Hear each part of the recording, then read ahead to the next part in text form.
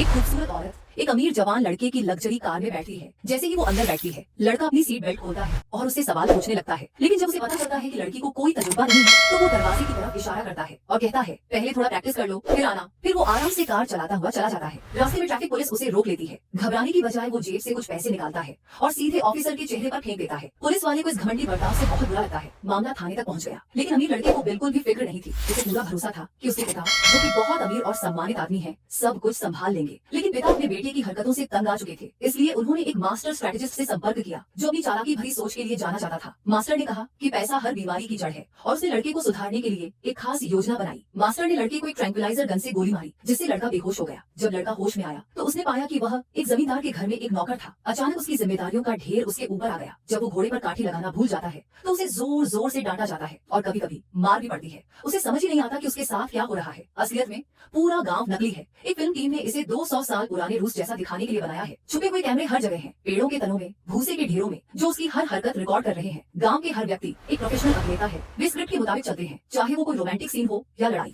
यहाँ तक कि चुंबन का सीन भी। बेडरूम के सीन बंदूक की नोक पर जबरदस्ती कराए जाते हैं। शुरू में लड़का सोचता है कि वो किसी रियलिटी शो में है। वो गाँव वालों से कहता है, बस करो, मुझे घर जाना है। वो भागने की कोशिश करता है, लेकिन गाँव के गेट पर उसे एक असली भालू दिखता है। तभी उसे यकीन होने लगता है कि शायद वह सच में 1965 में टाइम ट्रैवल कर गया है। भागने की कोशिश के दौरान उसे पकड़ लिया जाता है और फांसी की सजा सुनाई जाती है। फांसी के रास्ते पर क्रू एक नकली सीन रचता है, जहाँ एक गुलाम का हाथ काटा जाता है ताकि उसे डरा सके। यह देखकर बिगड़ा हुआ लड़का कांपने लगता है। डर से फंदे पर लड़का हुआ वो मदद के लिए चिल्लाता है। तभी एक लाल कपड़े वाली लड़की घोड़े पर सवार होकर आती है। वो जमींदार की बेटी है। वो कहती है, आज मेरा पहला बड़ा दिन है, मैं नहीं चाहती किसी को सजा मिले। पिता अपनी बेटी से बहुत प्यार करता है, इसलिए वो कैदियों को माफ कर देता है। इसी तरह से अमीर लड़के की जान बच जाती है। लेकिन सब कुछ इतना असली लगा कि वो पेशाब कर बैठता है। वो आसमान में बाज उड़ता देखता है और सोचता है कि वो असली है, लेकिन वो असल में एक ड्रोन होता है। पास के मिल में एक पूरा कंट्रोल रूम है। वहाँ डायरेक्टर वायरलेस हेडसेट के जरिए गाँव वालों को निर्देश देता है। सुरक्षा के लिए एक स्नाइपर भी तैनात है। अगर लड़के को कभी भी ये एहसास हो जाए कि ये सब एक जाल है, तो स्नाइपर उसे तुरंत बेहोश करने के लिए तैयार रहता है। एक्टर्स के पास एक ग्रीन रूम है, जहाँ वो फ्री टाइम में बैठकर स्क्रिप्ट याद करते हैं। अब